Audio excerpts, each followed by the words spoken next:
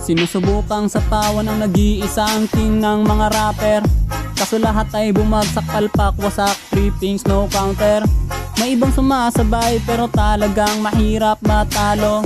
Dami ng sumasakay pero ako lang ang nakaupo sa trono. Bloodstrike o PUBG, ML o Call of Duty, wala tong pinipili. Kahit pa 1v20, ako ang nasa tuktok ng rappers dito sa TikTok. Di nyo to matatrash talk, no choice kundi magmukmok. Kahit sino pa na makata ng TikTok ang ipakita, masyado nang halata. Lahat yan malalata, wala nang dapat pang masabi. Hinahamon ko si Almighty, anong masasabi mo boy? Rap battle tayo, unggoy.